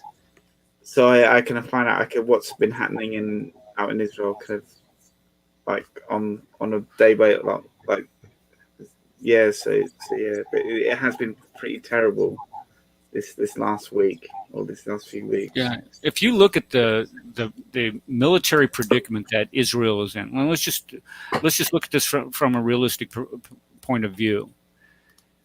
They're having all of these rockets shot at them from the Gaza Strip. These people have seconds to get in bunkers. As a matter of fact, there are bunkers that are made with playgrounds in them, specifically for those children that are in those cities closest to the Gaza Strip. Now think about that just for a minute.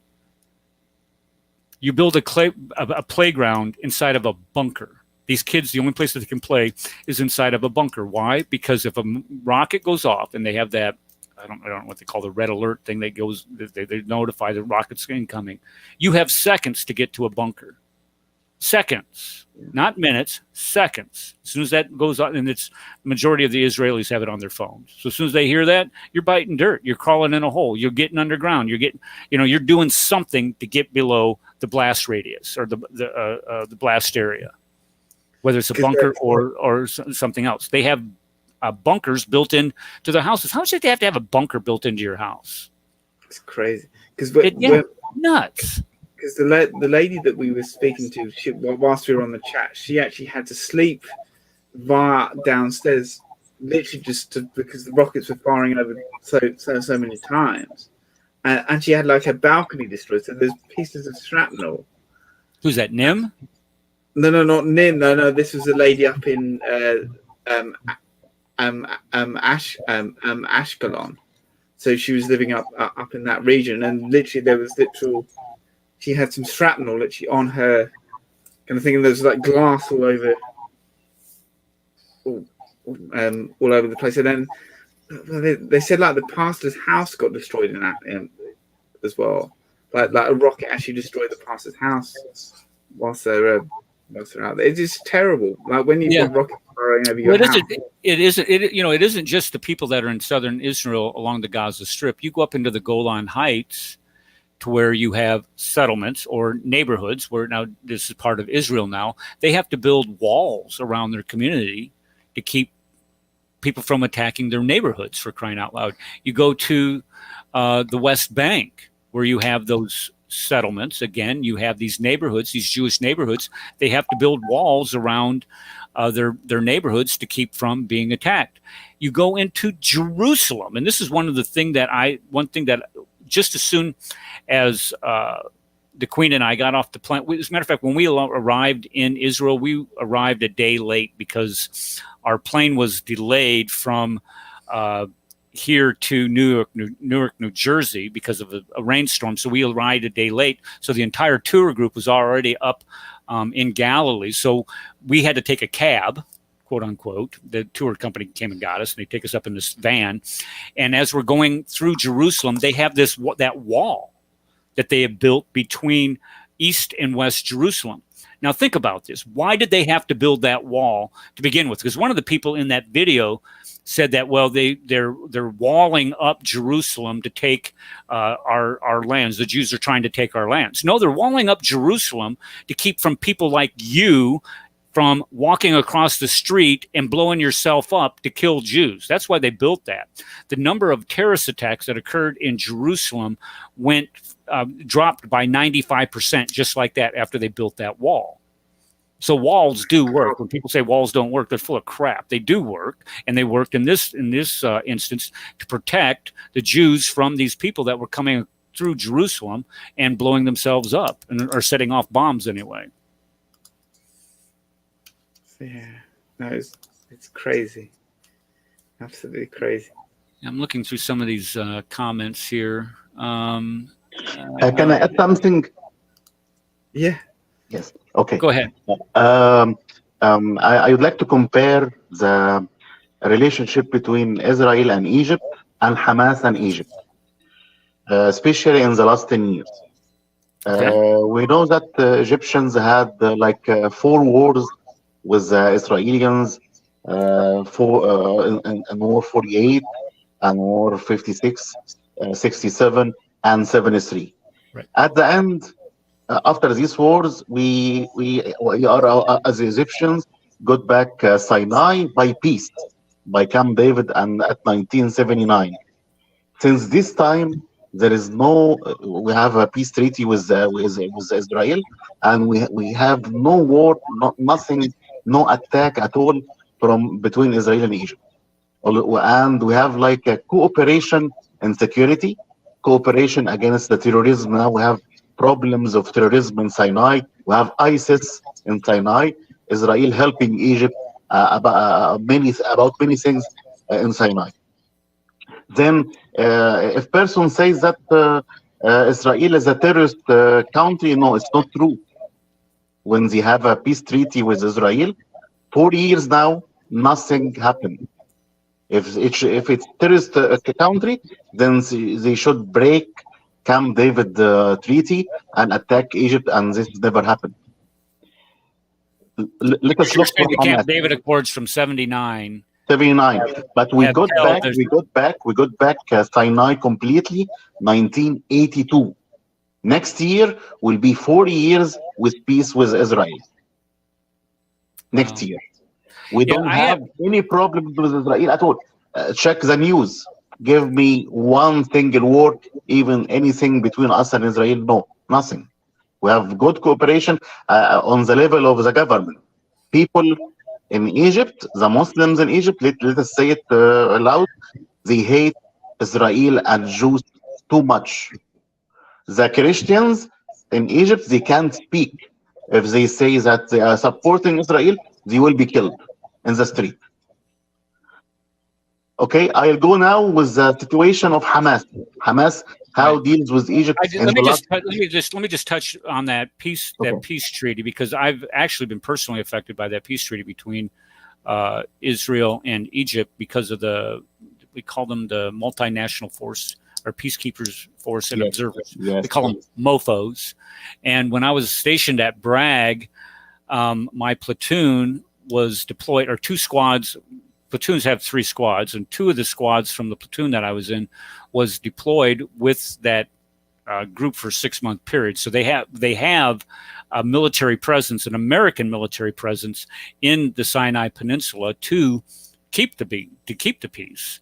The Egyptian army has like not like heavy missiles or something, but have like presence in Sinai, but not heavy missiles, not heavy army.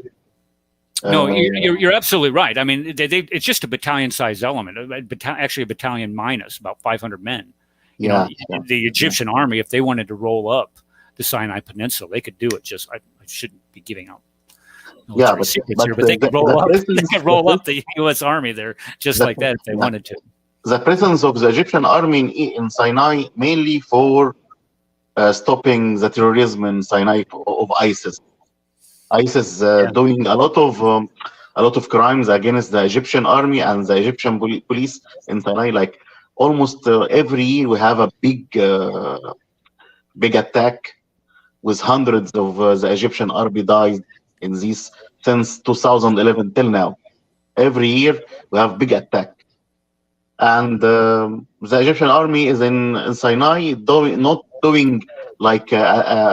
thinking about attacks against Israel like days of Gamal Abdel Nasser. No, it's just trying to kick out or kill these terrorist groups of ISIS there.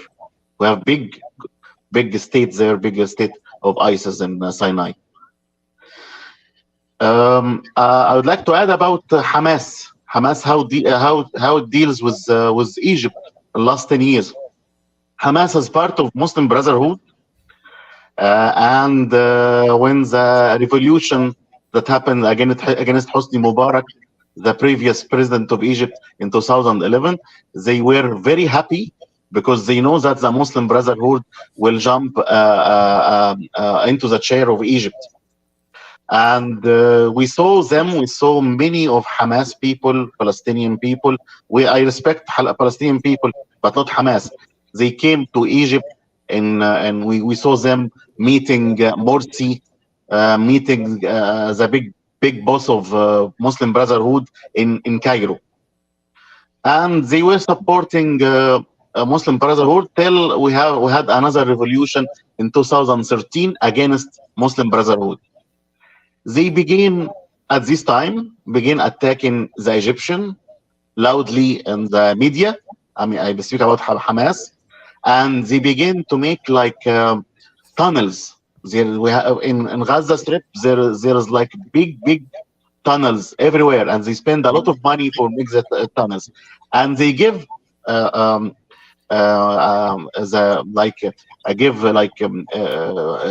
lot of cars and give a lot of support through the tunnels to ISIS. to fight the Egyptian army. Compare Hamas and Israel. Hold on just a second. You're saying that there are tunnels between the Gaza Strip and Egypt also? And to Sinai, yes. Wow. And they use it to give like cars, make explosions in Egypt, in Sinai I mean, and give ISIS money or like weapons to fight against the Egyptian army. I'm not saying something secret. It's well known and it's written in the media and newspapers in Egypt. Compare between Hamas and Israel. Israel is giving us information how to fight about ISIS, how to fight, how to close these tunnels, while Hamas take the money from other countries supporting Muslim Brotherhood like Turkey, like Qatar, takes this money and make tunnels to fight the Egyptians. This is what's happening. Yeah, I know a lot of the money that was poured into the West Bank or into Gaza and the Palestinians. That, as a matter of fact, the cement that they built these tunnels with was supposed to be used to build schools and hospitals. And Hamas took that cement. Are very poor people. Palestinians in Gaza or West Bank are very poor people. Why is this money to do tunnels? Why to do tunnels between Gaza and Sinai? What is your problem with Sinai? If you have to make tunnels between Gaza and Israel, I may say, okay, there is war between you and Israel. Okay, but why there is same tunnels between Gaza and Egypt and Sinai? Why? What is the purpose to give weapons to ISIS? Why? And there's no excuse for it. And this is where you start looking at the motivations of Hamas. The problem with Hamas is that they're funded and supplied by Iran. When we start looking at who's the devil in this deck of cards here, it's Iran. Iran is not only supporting Hamas, but you look at who else they're supporting in Lebanon. They're supporting Hezbollah. And Hezbollah, yeah, exactly right. And Hezbollah is having all kinds of problems right now, maintaining their control, which makes it kind of scary, because if you are losing control and you can no longer govern your people, and your people are starting to turn against you. And here's a great example of that. When they had that ammonia nitrate go off last August, where it looked like a nuclear explosion blew up, the people blamed Hezbollah for that, because they're screwing around, or that was their cache or whatever, and destroyed an entire neighborhood, for crying out loud.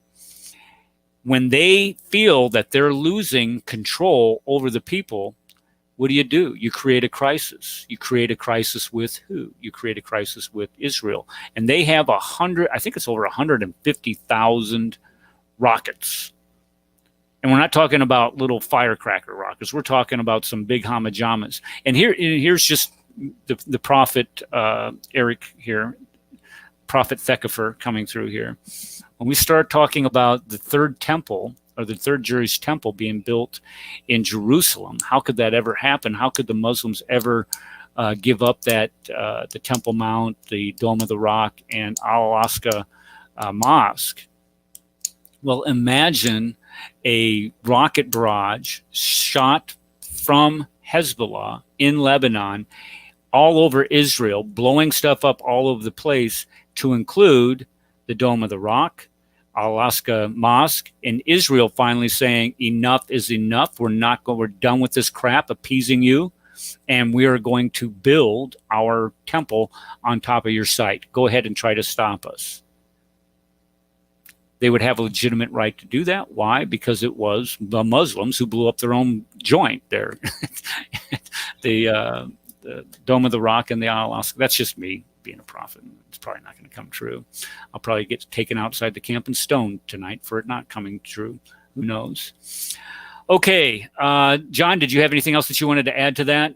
I just would like to add that if Muslims really say that Islam is a religion of peace, look to the peace treaty between Egypt and Israel, and try to apply it for two states, Palestine and Israel, living together in peace.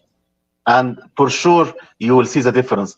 But then I see that the peace is the best solution. But in my opinion, that Muslims don't look for a peace. Not with Israel. I don't ever see. I mean, when I showed that video and it showed you the true intent and the heart of those people that they were interviewing, they said, "There's no way we can have peace. You can't. There is no solution to this. The only solution for this is the Jews to leave. They do not want to live in peace with the Jews. They want them gone. And when you're dealing with the people group that wants your destruction, your death, your eradication, 90 seconds. You don't really have a starting point with those people. Okay, guys, thank you for coming today. We are down to 90 seconds. We just got the Blog Talk Radio Lady telling us that. And I think the problem is that we've been going over and with it loading to Blog Talk Radio. And since we've been going over, I'm going to cut this off right on time so we don't go over and it loads up properly, because I've been getting some emails from the boss. So everybody, thank you for coming. Like, share, and subscribe to this channel if you haven't already. Maybe what was that guy's name? The droppers, sorry, not bomb droppings. He might be a pile. Anyway, like, subscribe, and thank you all for coming. We'll see you all next week. God bless you.